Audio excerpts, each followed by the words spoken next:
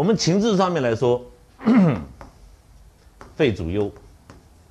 因为有肺脏，我们才会有忧虑，而忧太过的时候，忧会伤到肺脏，啊，忧会伤到肺脏，啊，所以说，如果说我们今天有一个人咳嗽，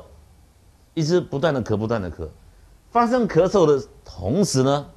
他有一件事情让他很担心，比如说担心小朋友考试考不上，或者是担心学校没有录取，好，这个状态之下的时候，咳嗽不会好，就一直咳下去，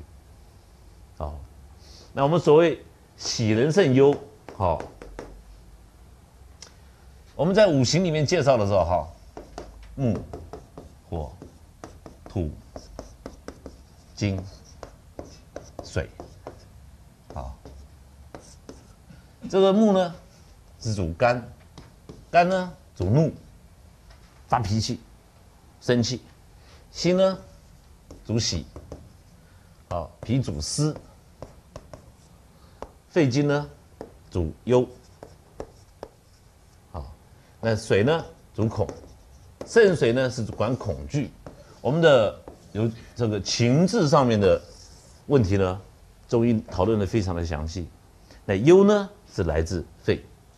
那我们这个是相生，相生就正常人是这样走的。我们可以有一点点怒，有一点点喜，有一点点思，一点点忧，一点点恐，但是不能过怒、过喜、过忧、过悲、过恐都不行。好，待会都会伤。那一旦伤到的时候，我们用情志上可以化解。所谓化解，就是用相克。比如说，我们这个忧啊，忧伤肺，这个人太过忧了。火本来就是克金的，就用喜能胜忧，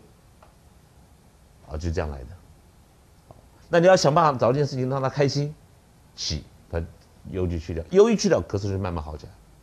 好，所以我们治症的时候，有的时候我们明明处方是对的，或者是针灸下的穴道是对的，那病人咳嗽还没好，那再一看，满脸忧愁，好，可能家里面又出什么事，这就比较难治。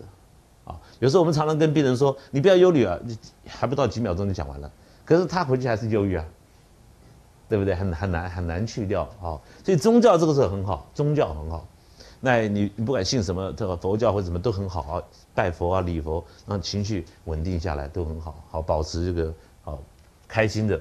状态。